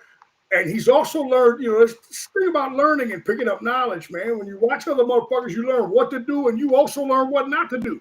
Correct. Right? And I think he's been very, very solid thus far. I haven't had too much of a bone to pick with him in terms of his managing of the game. I think the only thing that I thought he should have kicked the field goal to start the game last week. Doesn't mean they win because of it, but shit, when you get down to the end, if he had kicked the field goal, in theory, they're a play away. But other than that, his game management has been great. But something that we touched on was culture and this and that. Yes. And you have a lot of these new pieces on offense. Booker, Williams, Pickens, right? Dak is back, all right? And you have this new defensive coordinator, okay, who's much more of a bread and butter guy than Zimmer, who's a mixed guy, all right? Correct. Eberflus is a predictable execution guy with a scheme. Zimmer is a mixed guy, right? Throws all kind of crazy shit at you. And so you unload this onto your defense, which is now, because you traded Micah, personnel deficient. Okay? So we talked about day-to-day, how you get down. That's really where a head coach shows what he's about. It's in the shit that we can't see. It's the day-to-day, how you get down, walking through the fucking hall with a cup of coffee, you know what I'm saying? And, oh, shit, here's Donovan Wilson. Let's have a chat with him. Just little shit like that, right? And these are the things that you have to be able to execute. As Jimmy Johnson said, he told Jason Garrett, hey, man, you're the fucking head coach now. You're the goddamn man around there in that piece. Everything is different. It's guiding the ship. It's ensuring the communication between the soldiers, so to speak, on Veterans Day, all right? Ensuring proper communication and making sure that the team is up from week to week. It doesn't come out and lay eggs, right? And the results say that we've seen some egg laying. Now, Cowboys laid eggs with Garrett, and they laid eggs with McCarthy, and actually, in all actuality, they laid a few eggs with Purcell's. All right, that Saints game in 06 was a disaster. All right, that was a problem. So yeah, it happens. You put that on the coach in terms of being ready to play. That's the main thing. All right, and you know what? I give Garrett a pass. They lost games they shouldn't have lost, but at least they were close. This is what I'm talking about in terms of motivating and understanding your team. It's his first year, but whatever, man. Everything's on the fly here, right? As far as Schottenheimer goes, earlier on, I would have given him a solid B plus.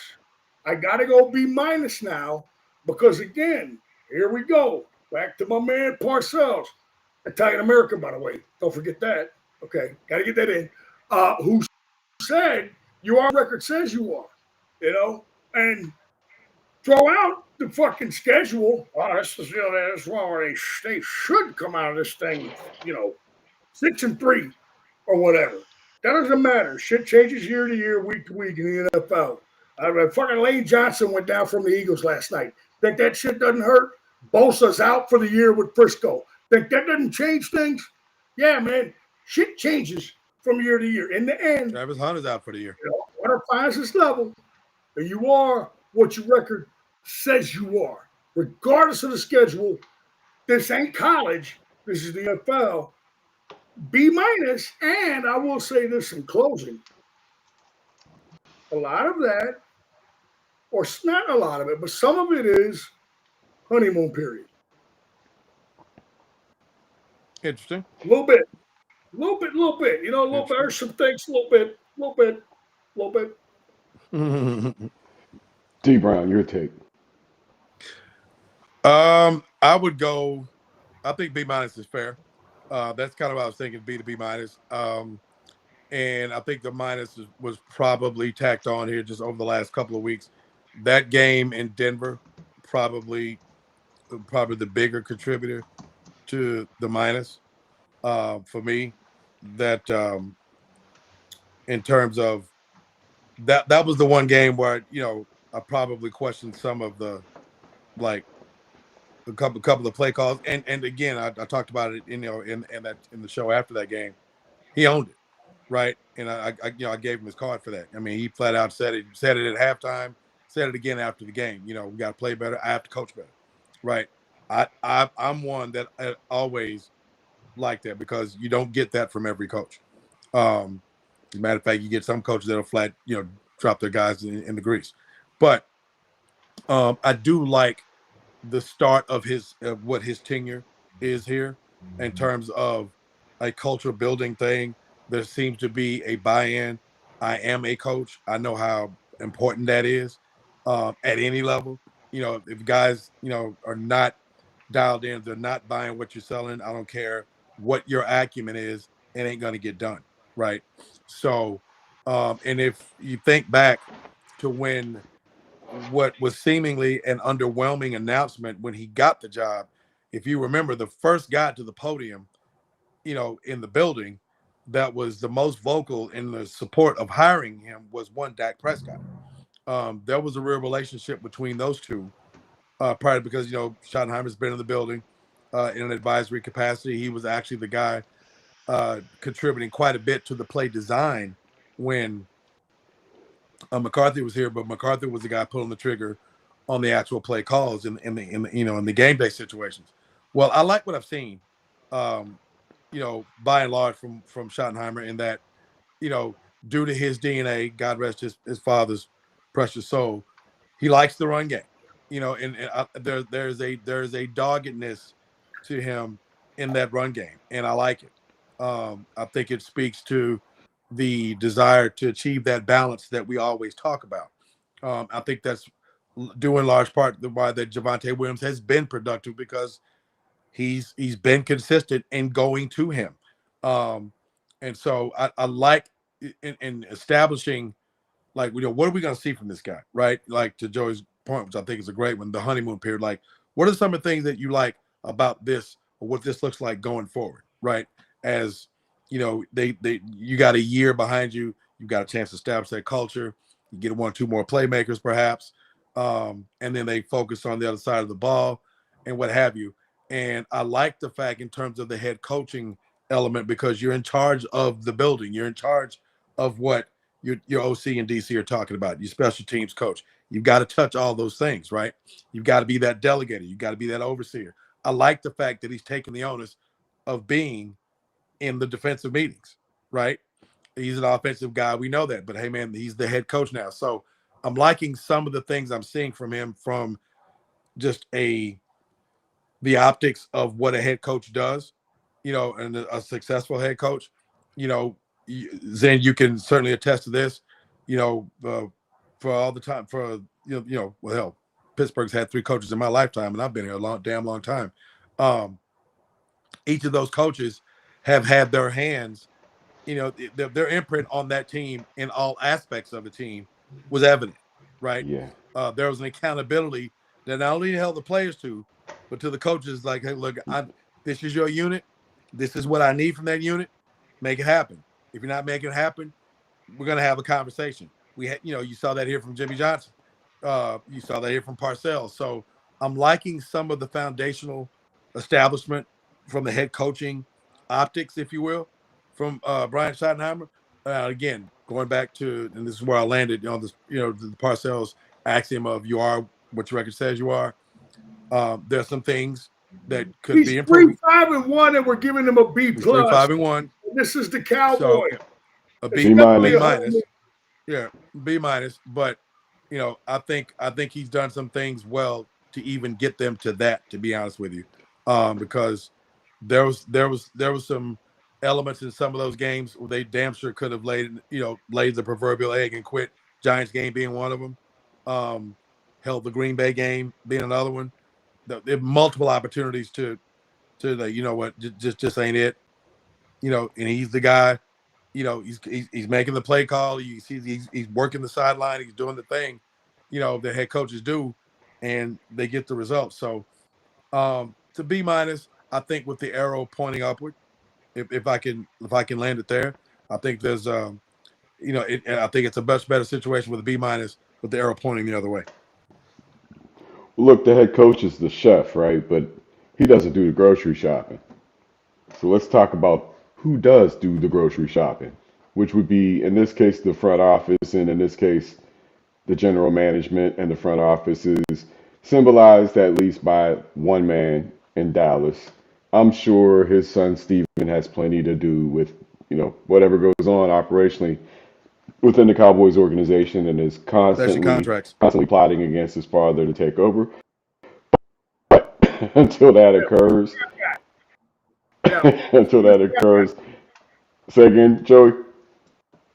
Yeah, Steve is the cap guy. You're absolutely right. He's the cap. He's the cap guy. He's the cap master. Free agency shit impacts your football team. Okay. Yep. Let's talk about it, D. Brown. Your take on the ownership and front office, and your grade, man. Of course. So this was interesting. And you mentioned the 2 obvious names, and obviously Gerald Wayne Jones, owner, president, GM. His son, who's the CEO and it's actually COO, and he runs the team, right? I mean, and so he, like, to Joey's point, he is the cap master. He's actually one of the better ones in Football Addict, to be honest with you. But he is, he's Mr. He's proven himself and shown himself to be Mr. Frugal guy. Sometimes it's good, sometimes it's bad, but it is what it is. But you can't mention this brain trust that makes up this owner and front office without mentioning our guy, who I hold in the highest regard, and that's the great Will McClay, who is the vice president. Oh, the fact of the matter is this: we lost Steve's camera. Oh, there we go. Yeah, he healthy football team. Will McClay. It's one less guy that you have to draft if you fill a position of need with a proven football player. The Cowboys used to be really good at pro player personnel, because they would sign free agents like, Leroy Glover and cats like that, that would come in and help. You know what I'm saying? Like, while their college drafting was miserable, but now we got Will McClay running the thing. Yep. All right. We could find some NFL guys that we're more sure about that could come in and fill positions. They did that with the Logan Wilson trade and with the Williams trade. Now, the Williams trade's a big swing. The Wilson trade is more like the type of day-to-day moves that you make as a personnel guy. All right. A smaller, less heralded move, all right, that helps your football team. All right, I'll take you back to when Belichick and the Patriots really got it going. All right, when they really got it going, there was 1 year in free agency.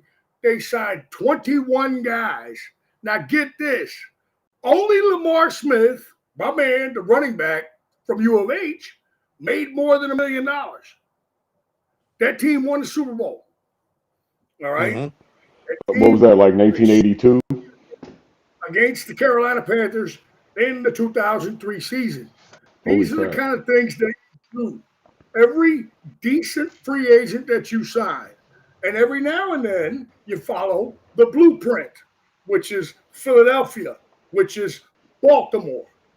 All right, I've said this about Baltimore for years. They pick their spots and they swing for the fences on one guy. One guy. All right, whether it was the safety from New Orleans, then they got that 1 year. They paired him with Kyle Hamilton. Same thing with the Eagles. They're like, all right, here we are. Wow, let's get Saquon. And the son of a bitch counts $4 and $5 million against their fucking cap somehow. I don't want to hear this cap hell shit. It's all credit card money. You can move this shit around. The thing is, we're not asking you to go ape shit like Frisco did way back in the day, and everybody got a 7-year deal, and they spread the bonuses out, and they brought everybody in, right? Ruben Brown, Ken Norton, Kevin Hogan, all right? Everybody you can imagine they brought in. We're not saying do that. We're not saying go the volume route, okay, with the big numbers. But pick your spots. I don't care what you say. Derrick Henry would have helped this thing immeasurably last year, even without Dak. I swear to God, they would have been 10-7 as everything went last year with Derrick Henry. Son of a bitch ran for 1,900 yards. We discussed it in the chat. He averaged 1,500 a year and 15 touchdowns. All right, now, we talked about guys falling off. We talked about Juan Thornhill and guys falling completely off. Yes, that's bound to happen with the running back. I think Derrick Henry has proven that it wasn't the case with him. There are anomalies out there. The smart teams find them. So, Solomon Thomas, good sign. Javonte Williams, great sign. Okay? You're going to need a few more like that. All right? And I don't want to hear fucking cap constraints. I'm sick of that shit. How does Philadelphia have all these draft picks when they got both receivers and a tight end? All right? Seriously, man. How? And I know they draft really well. You know, getting Cooper DeJean and the other corner, man, that was genius. And they drafted well again. And so did Baltimore. Right? I get that that helps. But what did Philadelphia do? They had the real well-placed free agent signing of Saquon Barkley, number 1 on the NFL top 100 players list, that carried them to a Super Bowl, and then their quarterback won it for them when they bottled Saquon up. These are the kind of moves you make. It all starts with drafting well. We all believe in Will McClay. But damn, man, the Jerry I remember back in the day was I'll go get guys.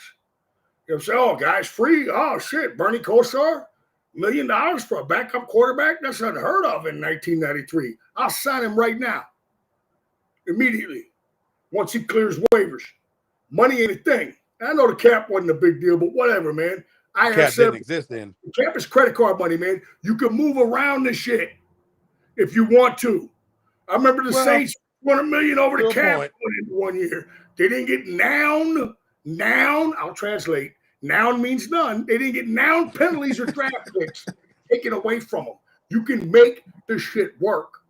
That's why the onus is on him to pick the right couple of free agents that you can get. All right. And a lot of times these are defensive guys because you don't need as much chemistry on the defensive side. You can load up more defensively with free agents. That's a plug and play kind of a deal. All right. You feel good about your offensive line. We'll see. All right. But the thing is defense. This is a deep defensive draft. It's massively deep in edge guys and stand-up linebackers, D tackles, safeties. It's a deep draft. Now, again, I believe every draft has players, This one is supposedly deep in defensive guys. And you look at the free agent class, a couple of well-placed signings, all right, of some good young guys and a good draft. That's what we're counting on going forward with the ammunition that they have and the trades that they've made. It's a plan. We'll see if it's allowed to play off. Now, as an aside, Nico Harrison's plan in Dallas as GM of the Mavericks was not allowed to play out. We all know the GM ain't going nowhere here. As far as We all know Nico Harrison didn't make that decision either. Come on now. let's see if the plan plays out. We all know Nico Harrison didn't make that decision, but that's not neither here nor there. He has to claim it as the GM, but that was a league move. Let's be honest. Just like Victor Wembanyama landing in San Antonio was a league The move. whole thing was a league move. Oh, just coincidentally, he lands in San Antonio. Conspiracy theories. Don't get me and DB started on conspiracy theories. Man, I'm not big on them, but some things are just obvious. Anyway, can we get letter grades, fellas, for and DB, your take on the owner and front office as well as your letter grade. Joey, your letter grade for owner and front office. What's your letter grade, man? Joey, your letter grade. What's your letter grade? This one's crazy because, God, you got so much. Jerry, he's so fucking active with his hands in the mix. You got the Micah trade. You got the Schottenheimer hire, right? You know, all these decisions made by Gerald, man. There's a massive pool to grade him from. I'm going to go back to what my man Dwayne Bill Parcells said. You are what your record says you are. Jerry, you along with the rest of the team get a fucking D. You're 3-5-1. You get a D. Now, I know some of the moves are for the future. Quentin Williams as well. That could be good. We'll grade that some bitch next year. We're grading now on what you did, not the fucking potential. Because as they say, potential is something that'll get you fucking beat. It'll get your ass beat. Potential. So we're going to grade on this year. Jerry, you and the rest of the team get a D. You only get a D because you traded for Pickens and because you signed Javonte Williams. That's it. Wow. I think you left something out there though, Joey. Kind of let somebody slip to the Green Bay Packers. What about that? That's part of it. It's huge. You don't know how it's going to turn out. Right now, you got no Micah, and you can't pressure the quarterback at all. So it's a D. Yeah. D. Brown. So, yeah, on the strength of, because where he ended is exactly where I was going. I too would give it a D, just because of how adverse, and I'll go basically in order. So the Micah trade was I think the most impactful in terms of what happened in this 2025 season, because you went from a guy who contributed. I would have gave him an F. I would have given him an F on that alone personally, but to nothing at all. I think to Joey's point, I think it's a good one. I think your only saving grace is the productivity for what you got from Pickens. Because again, that was an unknown, and Pickens has been spectacular. And so that alone gives it, some merit to get at least a passing grade. But you've D's get degrees. Yeah, right. These get degrees. But you did have some moves that did not pan out worth a shit. And look, and one of those, which might put the minus on the D, was Murray. That was an off-season deal. That's on your watch. And I've already expressed earlier how I felt about him and actually what he's shown. So, I mean, you got some guys, you hit on Booker, right? You hit on Pickens. The Micah Parsons thing was what it was. You failed miserably on Murray. So there was some really nice hits. There was some really god awful bombs, right? I think the misses were heavier than the hits. Hence the what was good, man. Um, I think the hits were I'm just heavier. trying to see why they 3-5-1. That's all I'm trying. Why are you 3-5-1? Yeah. That's all I want to know. Why are you 3-5-1? Oh well, that I don't you're know making my nothing. point. Why are you Is that 3-5-1? well, you're making my point because I think the misses were more impactful than the hits, and I think that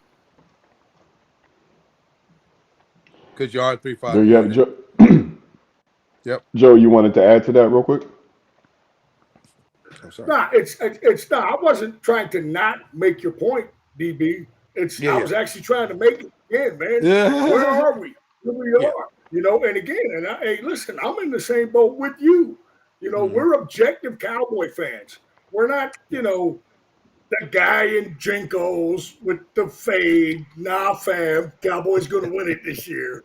All right. We're objective guys, right? And we both gave the head coach, who is the head coach of the Dallas Cowboys with a healthy quarterback, a B minus grade on a 3-5-1 season. It's totally honeymoon period.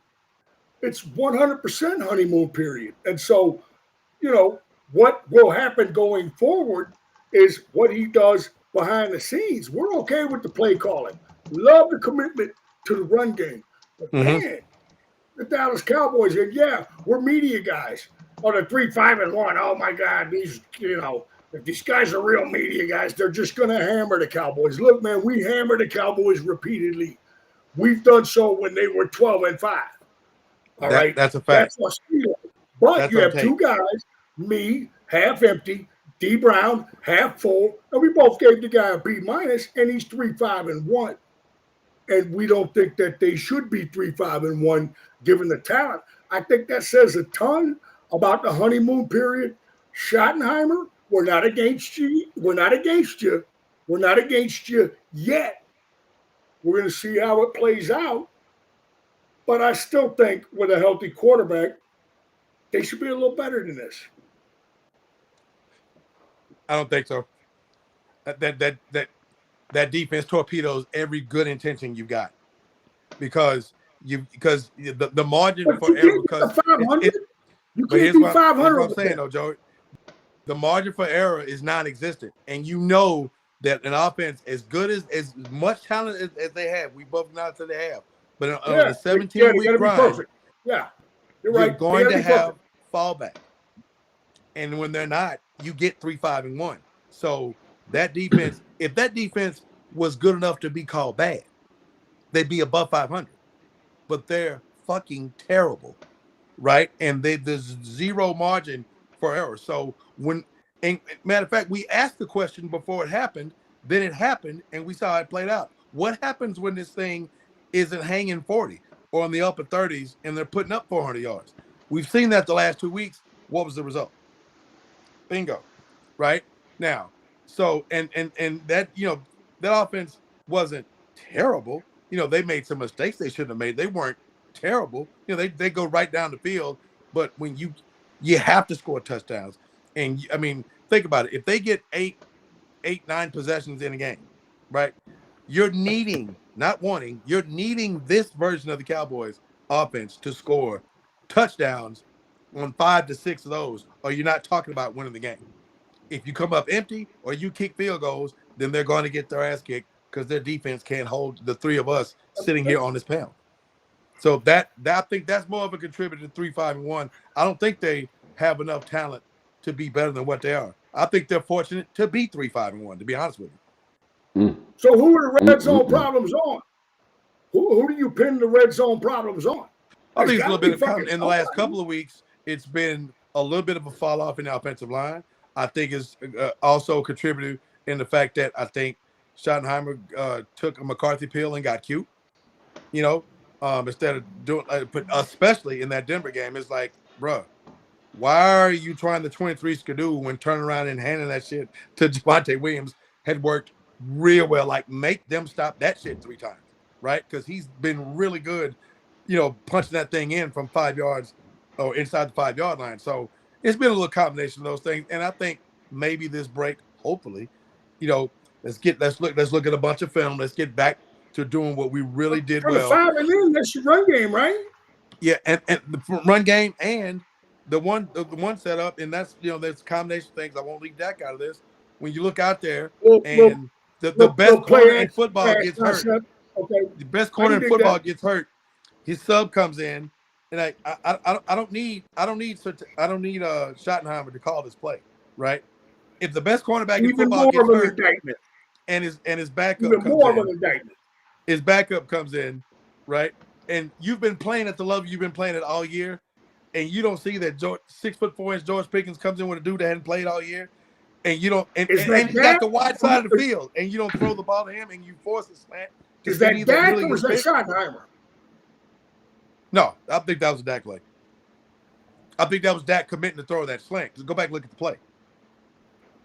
If Dak executes the control at the line of scrimmage that he's been doing all year prior to that point, that's a touchdown to Pickens. He'd been making that play. So that's just one, because he clearly had it on his head when he broke the huddle. I'm throwing the slant to CD. Instead of looking out there, wait a minute. So Tan's up? So y'all know what this is. Whatever that signal is, funky chicken, tap your head on the hammer, whatever the fuck that is. The son of a bitch is going over there. So it's a combination of things. But again, the margin for error doesn't exist. There you go, Zen. The margin of error doesn't exist. So I don't think they've had enough talent to overcome the complete lack of talent that they've got on defense. I think they're very fortunate to be 3-5-1, to be honest with you. Yeah. There you have it. Well, fellas, when your defensive talent is that bad, you're in trouble, period. But yeah, man, I've seen both. All right. Again, the QB is the decider, man. That's why he makes the big bucks. That's why he's under a microscope. Like I said, man, I saw face-up plays where Dak didn't throw to Pickens, and Pickens was just working the dude that was covering him. Every now and then, man, as a quarterback, and I know I played the position. I wasn't very good at it, but I played it. There's this intrinsic idea of spreading it around. But every now and then, you just give the ball to Jordan and let him handle it. As the absolutely. Absolutely. Here you go. Matthew Stafford to Calvin Johnson. You just drop back and you didn't have Lamb. Just drop back and throw it to fucking Pickens. Give it to Wemby. Can't nobody stop him. Plays and they just don't put them down on the low block and let them do some old school back to the basket. Ain't nobody ever going to be able to stop it. Like I said, Matthew Stafford in Detroit. Matthew Stafford to Calvin Johnson was as predictable and as dogged as it got. I watched that man throw 300. The Eagles tush push. Yeah, catch for 300 plus, triple team with the Cowboys. Yeah. So he's like, the ball's going here. So I can fully appreciate the point. Well, fellas, let's quickly, before we get going tonight, let's recap what we have so far. We got some good information on the Dallas Cowboys that I think the folks out there will appreciate. So recapping going in order of who you rated highest to lowest. Again, we'll start with the sunshine and descend into the darkness. Right. But you guys rated special teams the absolute highest, giving them an average rating of an A- in special teams. Any regrets, or you stand on it? I'll stand on that. No, I stand on it. All right, our guys stand on their rating. Their next best rating belongs to quarterback Dakota Rain Prescott, that Prescott guy. And you guys gave Dak Prescott an average rating of an A- to a B+. You standing on that as well? Mm-hmm. All right. Moving on. Your running back. Average again, A- to a B+. We stand on that? Very definitely. Wide receivers. Looking at a B+ / B average here. Good to go? Yeah, I'll go with that. Offensive line. Still doing good. Still nice outside. Average of B- on the offensive line. Okay. Yeah. A little better than average, Head Good, coach, lots of not great. deliberation here about the head coach. How Yeah, we feeling? but same B minus. I mean, not great. You know, not coach of the year shit, but um, you know, like I said, B minus with an arrow trending up. And Here's B where it's going minus to keeps get dark. Here's where it's going to get dark, and this is going to be the story of the Dallas Cowboys season. Should they not win Mm-hmm. the Super Bowl this year? the owner, the owner in front office, you guys gave an average of D. Yes, standing on it with both feet. We don't hold, they ain't held to that standard no more, man. We just want them to get into the playoffs and make a little noise, and they can't even do that. I'm only going to disagree with this grade because you gave the defense worse grading than the owner and the front office who is responsible for purchasing the defense. That's the only thing I'm going to disagree with you on. I think there's a little favoritism there to the front office and the ownership, And they fellas. traded away the defense's best player. You're right. Fair Exactly. enough. Exactly. Fair So enough. that's the only criticism I have of you so Well, far. yeah, I thought, but again, if you go back to my explanation, and I'm not mad at where you are in the disagreement at all. You know, my justification for the D was the production, who was clearly a Jerry Jones move. I think that's the only that is the single. He can ball, man. George Pickens, He cold. He's Jonte cold, man. He can Williams play. production, and here's the other thing, and which is why I'm giving him a slightly passing grade. You know, not necessarily mask, but to offset the horrific decision and the handling, I guess is best descriptor of the Michael Parsons situation. Because you just went through those position groups, and we gave them particularly with the running backs and with and the receivers, right? Because he's responsible for those too. And you gave up a third for Pickens, and you gave up exactly $2 million. That's it for Javonte Williams. You talk about bang for the buck for what he's giving you. Yeah, I'm gonna give him a slightly passing grade on that one. I suppose that's fair. I Yeah, suppose that's fair. but that's why we chop it up. I love Hey, it. I love it. go out and find the next talented receiver that has idiots for quarterbacks and bring him in next year. Because that's what happened with that. All right. Yeah. Pickens Yeah. clearly can ball. The talent is there. He finally had a good quarterback throwing him the ball. I'm shocked that his Of course he production was went up. frustrated. Of course he was frustrated. He Receivers beat want the the ball. fucking process. As good Here's as the AJ dark Brown side, is, as well Process. behaved as AJ Brown has been, look at how much he's acted up this year. He's a Super and Bowl his champion. production is in the cellar. Right, because nobody's throwing him the ball. Yeah. So I get it. I get it. I Man, mean, I take AJ Jalen Brown Hurts right could now. throw him the ball more, but I he's take not. AJ Brown right now. Who wouldn't? They ain't gonna give it to us, but I take AJ Brown right now and get No that doubt. motherfucker the ball. All No right, doubt. for real. But that's just my opinion. We are three levels down from the basement, fellas. We got the defensive line up next. They are averaging a D to a D minus between you. D Brown, you gave him a D minus. Joey, you gave him a F minus. So horrible is what we're saying about that Standing defensive on it, line. cartwheeling on it. And those are some of the worst grades that are available. Wait till we Moving get to the other forward ones. to the linebackers. Linebackers also a F minus There it is, and a and a G. G. Let the people know in case they weren't tuned in. For God awful. G is for god awful. That's our first. That's our first G unit rating for god awful He unit. gave him a pass, and he's been on their ass about linebackers for it seems like decades now.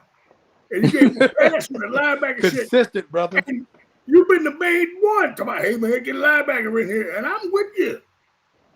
I'm with you on that. Right along with the linebackers, the other worst unit for the Dallas Cowboys, the secondary. G unit. Seems like you guys feel like the secondary and the linebackers are most responsible for how things have turned out this season. Does that accurately summarize things? 3 words. Watch the tape. Mm. And who do we most It's hold painful, accountable but watch for it. that? Matt Eberflus? It literally Yeah, is. I mean, because It's on his watch.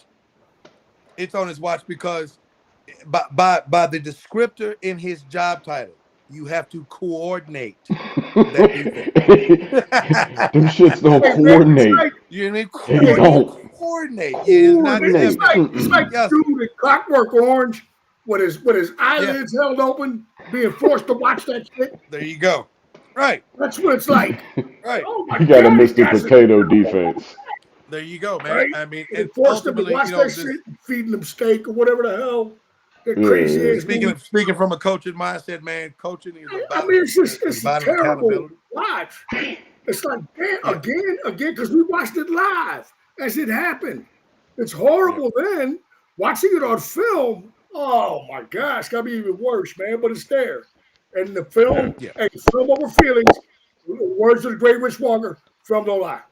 film don't lie. Still don't lie, man.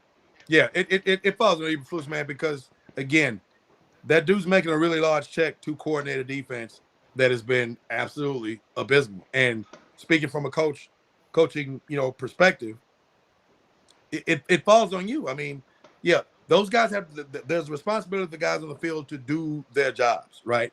If they're not doing their jobs, then you as a coach have to figure out how to one put them in positions to be successful.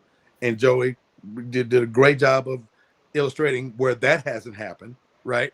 So yeah, and Facts. because that ultimately is your responsibility. It's like if they're not performing, then what are you doing as the coordinator? Not the D line coach, not the defensive back coach, not linebackers coach. Your job is to hold that meeting and burn the midnight oil and drink the good whiskey or whatever you got to do to figure out how to coordinate that defense, Coordinate. put these guys in positions to be successful, to be more productive than what they've been, and that has not been the case. So yes, this falls a lot on Matt Eberflus's deal. And I will say this, because the first coaching hire in turn on Brian Schottenheimer's watch, he will not escape this. Mm, That was his first hire. mm. You think he could have the same impact as the O-line coach had early on? The new one this year? New D-line coach can help flip the script, you think? Maybe, maybe. But I mean, I think your point earlier about Eberflus's commitment to what he runs and the predictability of what he runs versus creating the chaos and the uncertainty and like your Spagnolas and some of your better D coordinators around the league. He's very predictable in what he's running in his zone in his zone schemes. And I went back being the researcher that I am, and man, I don't get what the love affair would have been to hire him at this deal, because Matt Eberflus, when you go back and look at it, has never really architected what would be considered a really dominant defensive Yeah. unit. He's never had in rankings. I mean, I looked this up. When I had absolutely nothing to do, and it's like, well, where did that come from? You want to Why would you you want to hire give him the this guy? excuse of positional uncertainty with all the injuries, but then you see a team like Detroit that is primarily man without like 2 or 3 corners, 1,000%. they still holding it down. Yep. Makes you wonder. Yeah. Yep. And even when my guy, It's easy head to coach plug of a the Jets, motherfucker in there and say, "Hey man, Aaron Glenn, you got man here." you lose a guy. What's the big pass rusher? Aiden Hutchinson. You lose him for the Yeah. year, right? And they had a bunch of injuries last year, and that defense was monstrous. Coordination, baby. Their secondary He was got the mushroom decimated belt this year with injury. and the mushroom lining. You know what I'm saying, Z? You got to have the Yeah. mushroom belt and the mushroom lining, man. Absolutely. You got to coordinate. Absolutely. Side note, my man John They secondary Witherspoon, lost 2 or 3 quarters, and they still holding it down.